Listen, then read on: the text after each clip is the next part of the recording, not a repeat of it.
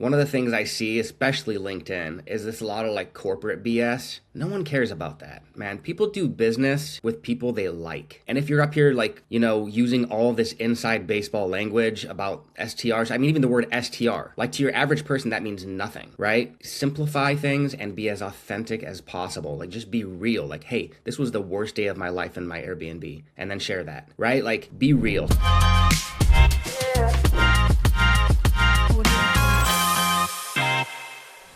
Hey everybody, welcome back to the STR Investing Podcast. I'm your co-host Mark Lumpkin, and today I've got a super cool guest. We're bringing you special guests every Friday. We bring you that market data report every Monday. And this week we're chatting with a guy who's got a bunch of property management experience, construction experience, design experience. And the topic of today is really going to be around the changing short-term rental market and what used to work simply doesn't work anymore. How you can compete, how you can keep up, and how you can win in the ever-changing landscape. Probably chat a little bit about the practicality behind that, and then the future, what it holds, so what we think is going to happen. And so, Merritt Harris, thanks for being here, man. Can you say hi, introduce yourself to everybody? Yeah, absolutely. Hey, thanks, Mark, so much for hosting me, and really excited to be here. Yeah, so my name is Merritt. We manage mostly in the Northeast, and part of our background is also doing a little bit of that construction management as well, which I think is how we met, Mark, is just chatting about that on social media. And so, we love this industry. It is changing. It is evolving. We got in it right during kind of the peak of COVID. So we experienced those easy wins that everyone had during COVID. And now we're seeing the industry shift, as I know you are as well, where those easy wins are not quite as frequent. And you have to do a little bit more due diligence and increase that quality to kind of get to those returns that people are looking for. So yeah, really happy to be here. Thanks for having me. Yeah, of course, man. You're right, man. It's interesting how you got started in the peak season, right? You got started where you could just throw an air mattress on the floor and you could crush it and do well. And it's changed year over year, if not month over month. I'd love for you to just dive into when you first started. What was that like as a property manager? What houses were winning? How quickly were you scaling? What was the first year or two like in your business? Yeah, so it's an interesting story. I'm an investor myself, and the way I got into this business, so I live in New York State, is I own some long-term rentals. And New York State's a pretty difficult state for long-term rentals in terms of it's a very, very tenant-friendly state. And essentially, I went through my, I think, third eviction, maybe fourth at this particular property. And I was like, you know what? I'm kind of tired of this aspect. It didn't really bring me a lot of passion either in terms of interest and alignment. So I said, you know what the heck? I'm going to furnish this place and throw it up on Airbnb. And at the time, I didn't know anybody in the space at all. And long-term real estate investing was kind of like back burner for me. It wasn't that exciting. So I did kind of what a lot of people do is Facebook Marketplace, the real, just throw stuff in there, no clue, no strategy, no approach. And what I found, and again, this was during COVID, right, is that I tripled my long-term rents. And I was scratching my head because everyone in my circle was, this isn't going to work. This isn't going to happen. This isn't going to make money. And it was more in an urban setting. This is within a city in a duplex. And so that's kind of part of the reason people were apprehensive. But it immediately got me wondering, okay, what am I missing here? Why is this making so much more money than I was making before? And it was really just printing cash. So I thought to myself, you know what? I'm going to share one thing every day about my experience here. This is when I had one single unit, and that's what I did. I basically shared on that, and as a result, we ended up accumulating and building a management company. But what worked then was simplicity. It was just economy Airbnbs, beds, decently cute decor, but nothing crazy. IKEA grade stuff, and it just worked. And since that time, I've just seen a slow, steady decline in that particular asset, right? The smaller apartment with kind of economy furnishing. So that's kind of what I've been noticing over time. So we've been slowly dropping all of those units, including my own that I own, just because it doesn't work like it did then. Yeah, that's super interesting, man. You are absolutely right. It used to be the fallback for short-term rentals was if you underwrite it and it doesn't work out as a short-term rental, as long as it works out as a long-term rental, it's still a good investment. And so it's interesting. So you started property management by managing your own property. That's correct? And then you set that thing all up on day one, which is really cool. It kind of gives you the full scope and the view of, hey, I had to go make the beds. I'm sure you cleaned the property. I had to deal with the late night calls. And so when you started posting on social media, did you just naturally get some opportunities to start to build a property management company? or were you seeking that out? Were you looking to manage other properties after managing your own? Yeah, that's a great question. And it actually kind of fell in my lap a little bit. I wouldn't say I started with a lot of intention. I found it interesting that I was making so much more money. I enjoyed the hospitality aspect of it. But actually, one of the things that was an early win for us was that I was very systems oriented from the start. So before I even incorporated my management company, I was very big on I want this to be set up so that if I had 50 properties, this same setup would work, right? Like the systems, the automation. I was really big on automation. I mean, granted, this was before I was like in these circles, right? Like I wasn't like watching all these people who were talking about AI and automation. AI wasn't quite a thing yet, but it was just like I kind of dug and found it. I'm kind of obsessive with those kind of things and ended up really having a heavy focus on systems from day one. So you actually mentioned I've actually never cleaned a property in my life. You mentioned that, which is interesting because most people do start that way, right? They deliver muffins and stuff. Like I never did any of that, but that's kind of how I caught the early wins is I was like, how to stop wasting your time at your Airbnb, right? Like how to automate guest check, like all these things that now are probably to you and me come natural, but to a lot of my community, they were like, wait a minute, like I don't have to do all this manual labor to make this work effectively. So it was really the process of sharing that, right? Sharing how to systematize. And so I would literally just post one reel a day, 1 minute reel, tips, tricks, what I'm learning along the way. And that's kind of, so the way I say it fell in my lap is I would just share them on local Facebook groups, real estate investor groups. And a lot of people were just like, wanted to know more. So it kind of happened on accident. And then I realized, okay, there's something here. Like when I started to dig deeper. So kind of an interesting, but very like a natural path. It wasn't like I set out intentionally to build a business. It kind of by sharing my journey kind of just happened, right? But by the way, to any of your listeners who are looking to build a co-hosting business, you'd be surprised at how much just sharing what you're learning, even if it's on a small scale, can explode into a business. Like we did $500,000 this year. It's our 4th year and we're hoping to triple next year. So it's like you can build a business by just sharing so much. And you can make a lot of connections, right? We were laughing when we first got on the call. We've been following, I don't know how long we've been connected on LinkedIn. I think it's been a long time, years. And then recently I just kind of branched into Facebook, but we've been connected for a long time. I've seen your stuff, you've seen my stuff. We've never actually chatted. This is our first time ever catching up. So it is very interesting and it can be super fruitful, all the connections you can make through social media. I don't want to like go too deep down to this rabbit hole, but I do think this would be helpful for anybody listening. As you look backwards at how social media has improved your business and quite frankly helped you build the business, what kind of tips, tricks, some thoughts that you have around that for anybody that is thinking about it and who's like, yeah, I need to start posting more. Yeah, I've got an interesting message. What kind of really worked for you? Was it just consistency? Was it the quality of the content? Yeah, that's a great question. So I think there's a couple of bits that I'll touch on. The first one, and you're really good at this, is just be authentic. One of the things I see, especially LinkedIn, is this a lot of like corporate BS. No one cares about that, man. People do business with people they like. And if you're up here like, using all this inside baseball language about STRs, I mean, even the word STR, like to your average person, that means nothing, right? Simplify things and be as authentic as possible. Like just be real. Like, hey, this was the worst day of my life in my Airbnb, and then share that, right? Like be real. So that's the first thing. The second thing,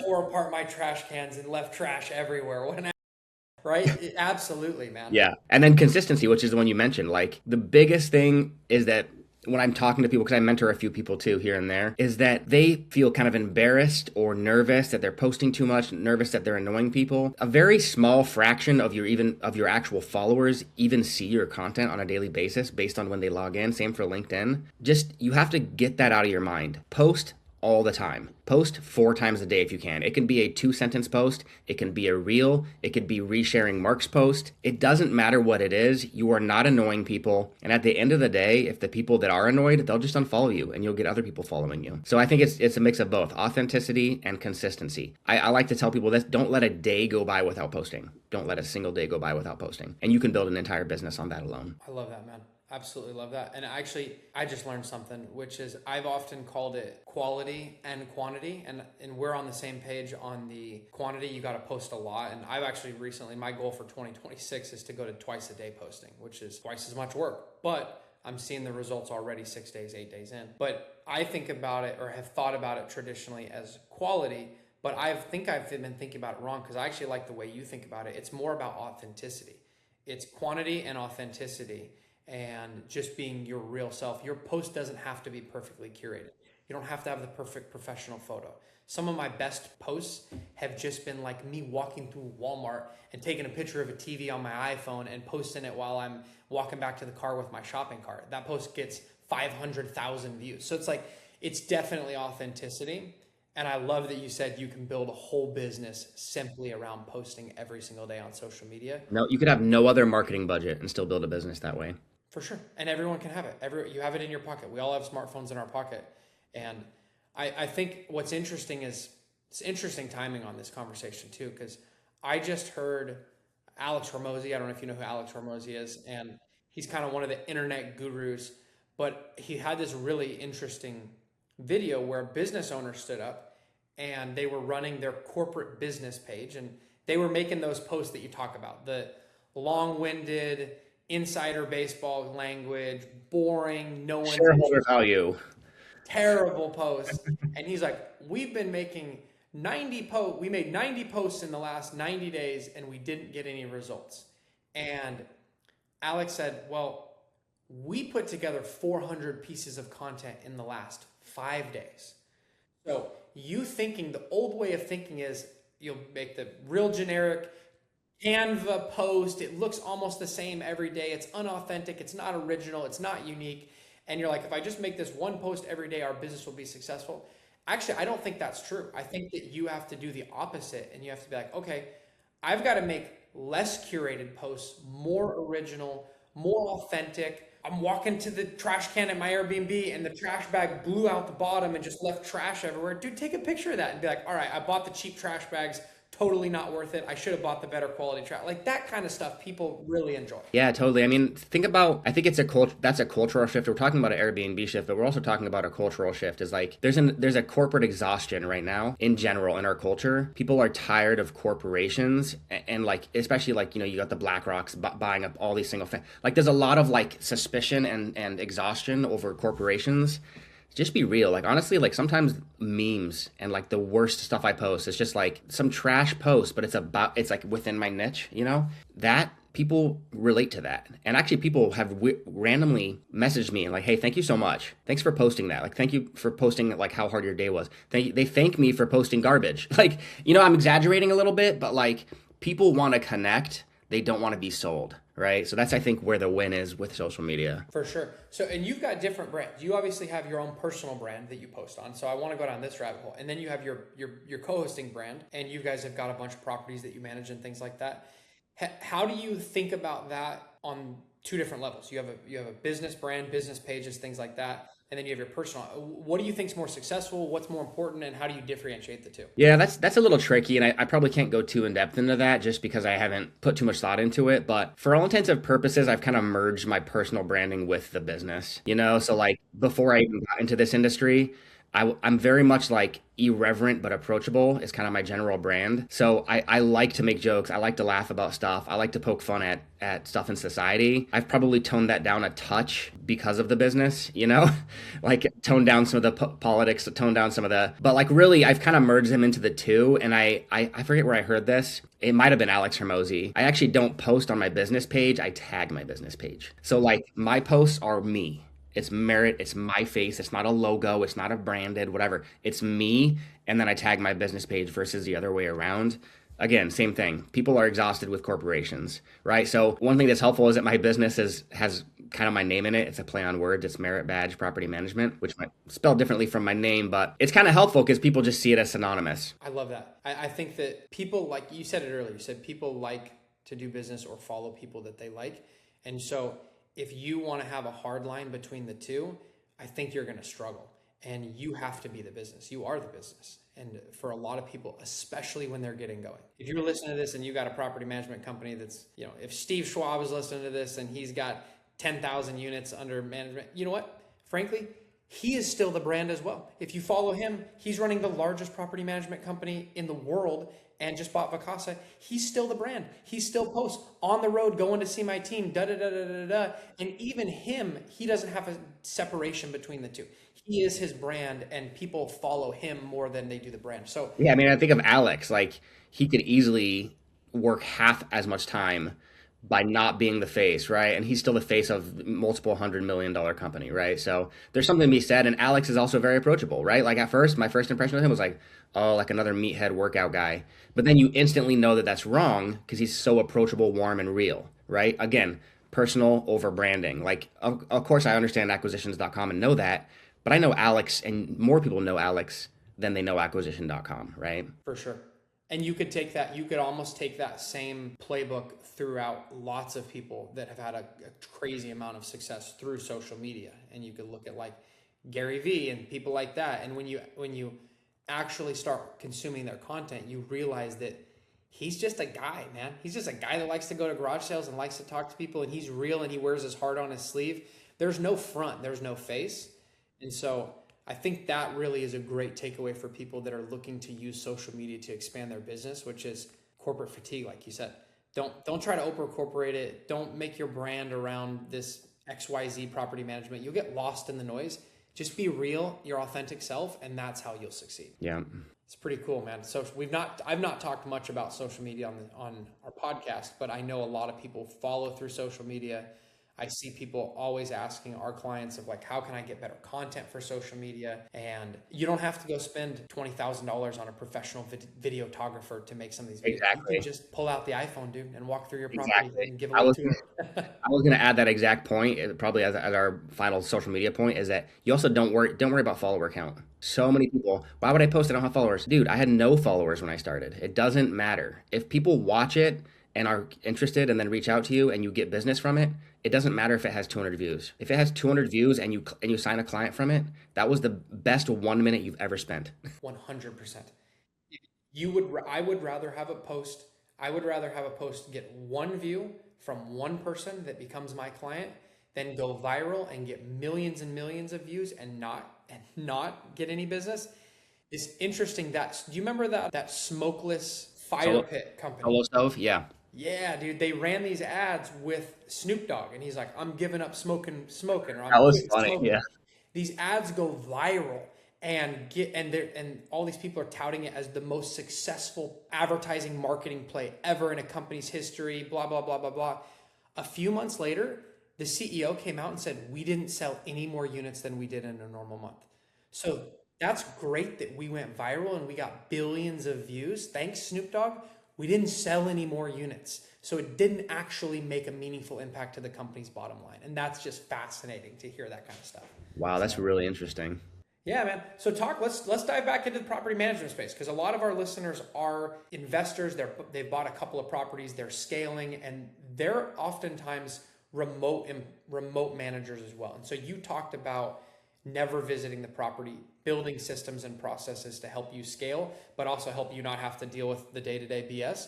So would you start to dive into how you built that, the lessons you've learned, and just what that looks like for your business? Yeah, absolutely. And it's actually funny because it's kind of part of my sales pitch when I'm in a remote market or a market that's a little outside of where I physically live is I'll tell folks, I have a property a block away from me. I've been to it one time this year, and it's a super host rated property. You know, that's kind of how I start the pitch with them. But really that is only possible because of systems and because of a who not how strategy. So from day one, I thought, well, on one hand, I could do all the cleaning myself and maybe pull in $150, $200 per cleaning. On the other hand, I could hire someone else for a markup and focus on scaling. And so that's kind of part of the who not how philosophy. I'm sure a lot of your readers have read that book. And I hadn't read that book at the time, but that's kind of how I thought. I was like, why would I focus on cleaning, which is going to take me like 4 hours, 2 to 4 hours each time, when I could focus on scaling? So one of the things just for investors and also for co-hosts is focusing on the higher leverage activity. If there's a task that you can hire out and someone else can do more of the busy work and the time intensive work, and you can focus on the higher leverage activity, always choose the latter, the higher leverage activity versus the kind of penny pinching activity, which is interesting because at scale, and I'm sure a lot of the listeners are aware of this, our cleaning, we pulled in probably 50K of just cleaning markups alone, right? And so at a small scale, you can overthink it, but at a large scale, that's simply me making money in a markup, but someone else doing the time intensive part, right?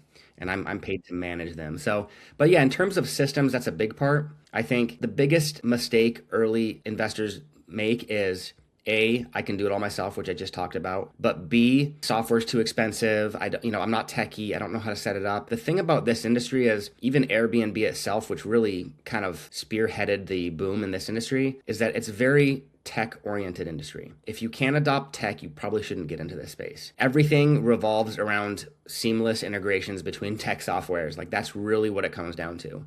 So the things you want to automate are obviously any repeatable task. So guest check-in, guest checkout, anything that is repeatable should be automated. Secondly, any type of scheduling should also be automated the best you can. So cleaning, if you are still screenshotting your calendar and sending it to your cleaner, you are wasting your time. There are tools that can do it for extremely cheap. They can make sure the cleaner has their schedule. They can make sure they have everything they need, inventory, cleaning checklist, etc. You want to automate and create those systems as best as you can so that you're not in the day-to-day and having these constant headaches. Yeah, I love that, man. What are you using? Do you mind sharing like what your PMS is, your software, just kind of a list of some of the software tools you use? Yep, sure. So we use Hospitable as our PMS. We're using Price Labs for revenue management. We use Turno for cleaning, and we also use that to help recruit cleaners, which is great. A lot of people miss out on that aspect of the app. And then on the back end for kind of team communication and guest communication, we use OpenPhone, which is called Quo now, and that we use for like external communication with vendors and with guests and sometimes clients. We use Asana for project management. We use Slack for internal communication, and then we have some other tools that like AirDNA and RankBreeze for checking property performances, and yeah. There's the stack, man, right there. That's a winning stack. If you guys are listening to this, rewind it and go back through. Merritt just broke it down, man. That's how you do it. Great PMS system. I'm a huge fan of Turno. We actually had them on the podcast about 3 weeks ago. So you guys can go back and listen to that episode if you're wondering how to use Turno and leverage it. They're also breaking out handyman. So they'll have not just your cleaners, but your handyman. So really cool. I love that. Well, I was curious, going back to when you very first started, I know as you scale, I agree 100%. Don't do the $10 an hour tasks when you're a $200 an hour person. And it's not scalable to go clean your own properties. And it's not scalable to go fix every toilet, things like that. If you want to build a business, you've got to focus on the business growth, not on the day-to-day tasks. But when you very first get started, do you think there's value to someone going and cleaning the house, taking the late night call? Like, would you say on day one that they should automate all this stuff and build a team? Or do you think people should kind of make the cake a few times before they start doing that? That's a good question. I mean, I definitely would lean towards building the system really strong from the get, like I did. I think, I had some hospitality experience. I had like 10 years of real estate experience already. So I think I maybe had a little bit of an upper hand than other folks. So if someone's getting into this fresh, they've never done anything with properties, it probably is good to at least learn your property.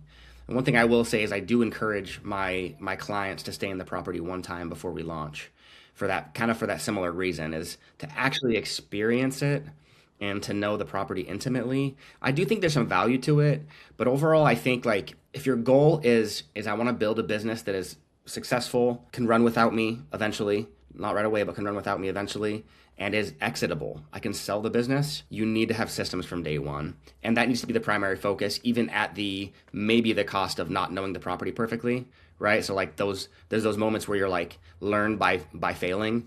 You definitely, in at least my model of like systems first and who not how first, there definitely has been bumps along the way, right? We launch a property and we forgot to check the water pressure and if the anti-scalding is turned off on the shower, right? Like those small annoying things that you don't notice until you notice.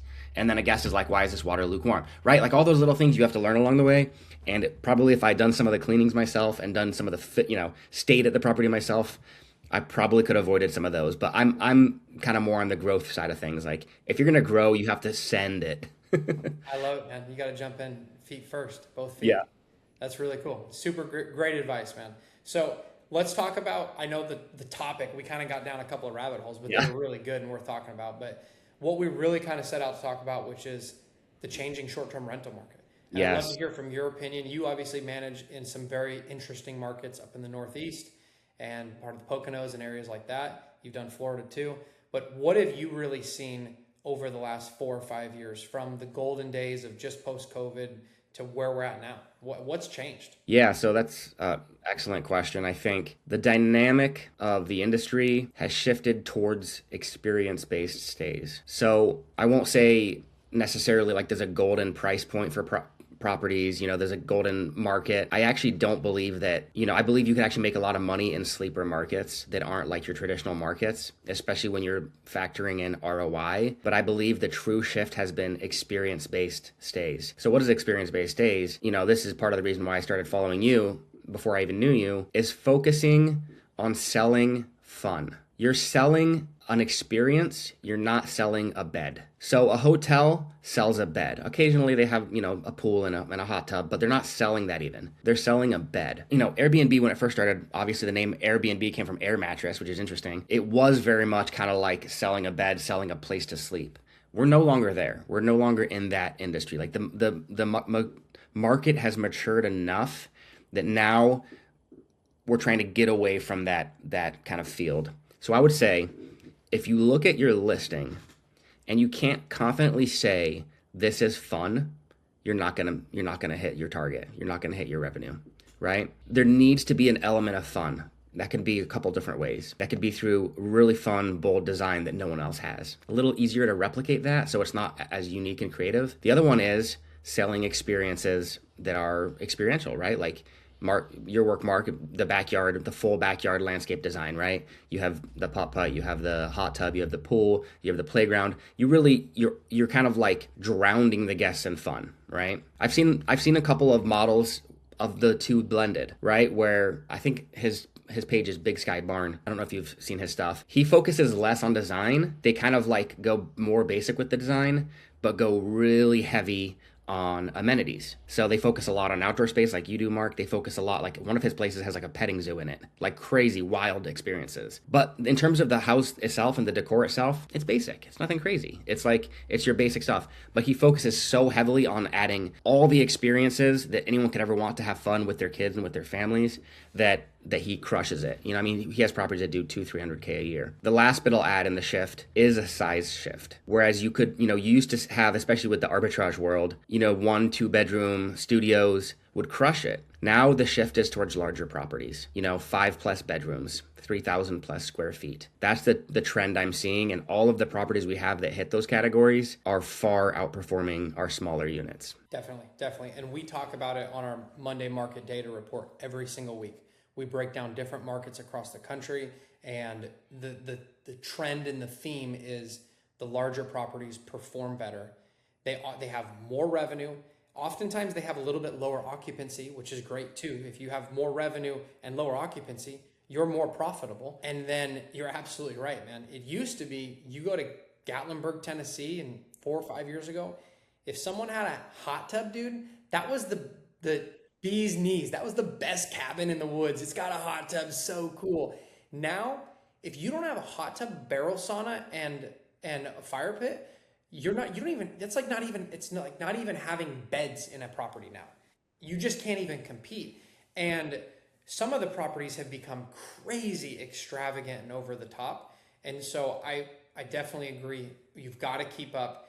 You don't have to have a $200,000 pool and a crazy indoor, bowling alley and things like that. Because I know there are people listening like, well, Mark, I just don't have the capital to do that. You don't have to do necessarily that, but you definitely can't do the bare minimum anymore. There's just no way you can survive with the bare minimum. Yeah, exactly.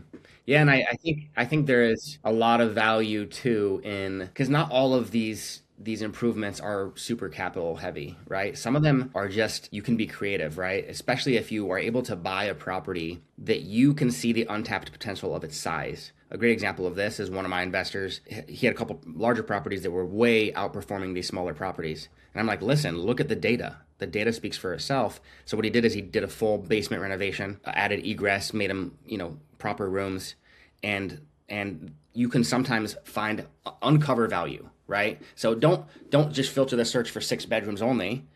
Go ahead and look for 3-4 bedrooms and see if there's uncovered value within an unfinished basement or an unfinished attic with good clear height, or maybe an entire above the garage space where you can add a master suite or 2 bedrooms. You can uncover value, and that's actually where you're going to make your money, is you buy a smaller property that's in a lower price point and you uncover that value, and then you bring it to market, and suddenly everyone else has 3 bedrooms and you have a 6 bedroom and you can host 15 people. 100%. Absolutely. The hidden value add opportunities are great spots for investors to go out and look. And I love what you said. If you find a house that's a low bedroom count but has higher square footage, there's probably extra space in there to add bedrooms. I've seen it time and time again where properties that our investors will pay 700,000-800,000 for are outperforming the $2, $3, $4 million homes in revenue.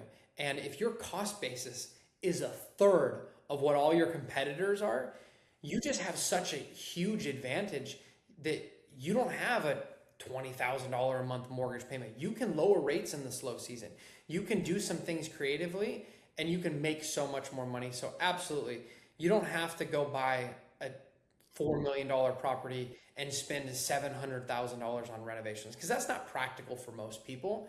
You can still win by finding creative value add, but you can't just think that you're just going to go buy a house and slap some furniture in it and win. That no longer happens. And it used to be, in my opinion, people would have the setup and the furnishing and the decor, and I'd love your thoughts on this, and the amenities as an afterthought.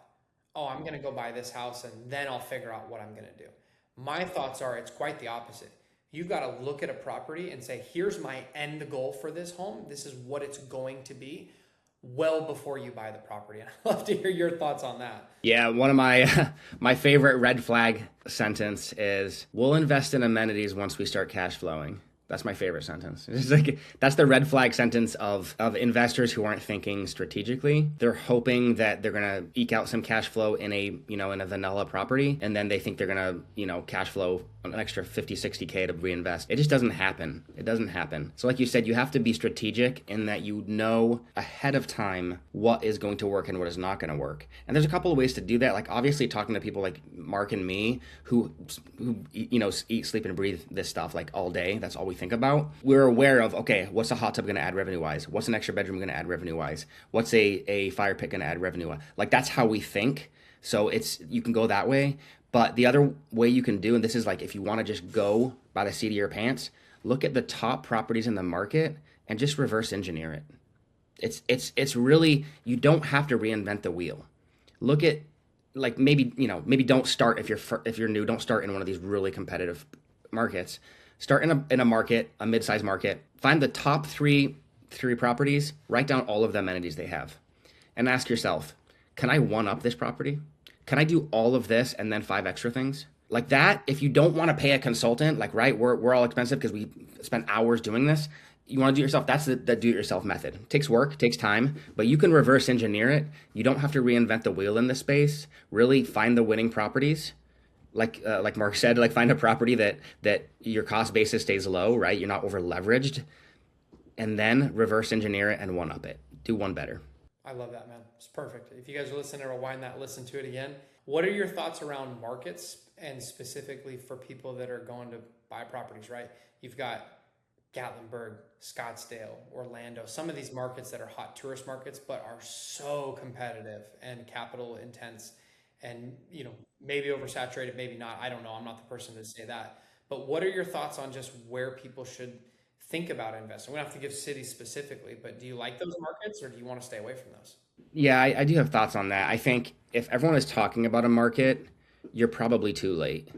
Like there's probably a lot of people already investing if everyone is talking about it, right? Like the ones you just mentioned off the top of your head, like those big kind of key, maybe more historic vacation markets, or maybe even up and coming like Bradenton, like, right? Those are really, really hot. If everyone's talking about it, it's not, I shouldn't say you're too late.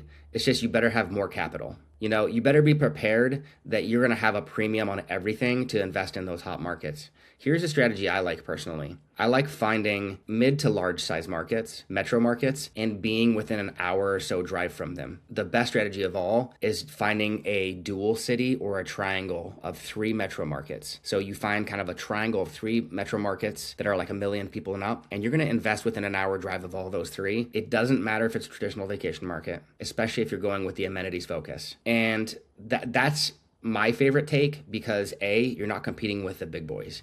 You're not competing with these properties in Orlando that are your 16 bedroom count tax write-off, right? Like the owner doesn't even care if he makes money. You're competing against smaller investors or even mom and pops, and you're creating a destination that is drivable, right? From these larger to mid-sized metro markets. So that's personally what I recommend. I actually am kind of not of the mind that you should hit these really hot markets unless you just need to burn cash. Like you have a lot of capital and it's not a cash flow play. I would say stay away from those and try to hit the strategy that I just mentioned. Yeah, I like that. That's super insightful. I'm also a big fan of investing in what you know. And so if, and for the avatar that right? If you and your family, you got a couple little kids and you guys like, man, we go to this lake every year and we vacation at these properties. We stayed at 5 properties over the last 5 years, blah, blah, blah, blah, blah, blah. You know that market. You know the guest demographic that's coming to that market. You know how much you're willing to pay. You know other people that are visiting that market. You know the tourist attractions. That might be a great place for you to invest in your first one. And so I like investing in what you know too. If you have that opportunity, not everybody does, but if if it makes sense, do it. And so, dude, this has been super insightful. I don't want to go too long because I want to be respectful of your time and try to keep the episodes under about 40 minutes. But I want to rapid fire a couple of quick questions and then we'll call it. Okay? Yep, sounds good. You ready? I'll keep it less long-winded. No, it's perfect, man. So what's the, if you had a great vacation destination, something you did in 2025 or something you recommend people should put on their map for 2026? It can be local, it can be international, it can be across the states, anything that you think would be a fun vacation. Yeah, so I grew up in Europe, actually, and I think a real sleeper vacation, if you have international travel kind of vacation plans, is Portugal. Like Portugal, the coast of Portugal, especially some of the smaller areas, smaller towns, are so magical. They have like that historic charm. Everything is super affordable there. It's not a very expensive area, and it's kind of a sleeper vacation. I love it, man. We've already got it on our list. We're going in January. Nice. I got Nice, really? And we're going on the Mediterranean Sea to Portugal. I've been to Spain, but I've never been to Portugal, so we're gonna go.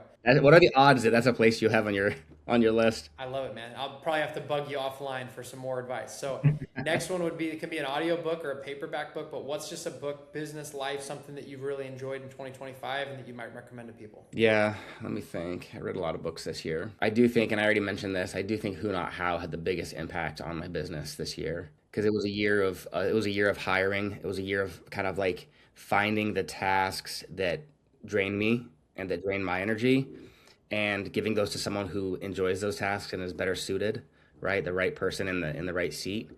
And that has had a huge impact on me. And even in my personal life too, right? So like I hired a cleaner, right? I hired someone to like fold my laundry. It's the small things that drain my energy that allow me to focus more on playing with my kids, cooking, because I enjoy cooking as a hobby, working on my business. So I think that book had the largest impact on me this year. I love it, man. Thanks for your time. How can people find you? Where's the best place for them to connect with you? I guarantee it's on social media. Yep, absolutely. Yeah, I would say I'm the most active on Facebook. You can just find me by searching my name, Merritt Harris, and my first name is spelled Merritt. And on pretty much all other platforms, my handle is Merritt Badge MGMT. And Merritt Badge is with one R and one T. So MERIT Badge MGMT. So yeah, you can find me on there. I'm most active on Facebook, but I'm on LinkedIn, I'm on Twitter, I'm on everything. So cool. I love it, man. Well, thank you for coming on. Thank you for sharing your insights, learnings. This is a great episode. I really enjoyed this one. I'll drop all of your social handles in the show notes so people can just connect with you and reach out directly. And let's run it back, man. Let's do it again in 6 months. I'm excited to see you continue to grow your property management business and doing all the fun stuff you're doing. And guys, thanks for tuning in. Thanks for being part of the STR investing community. We'll catch you next Monday for another Monday market data report and next Friday for another special guest. Yeah.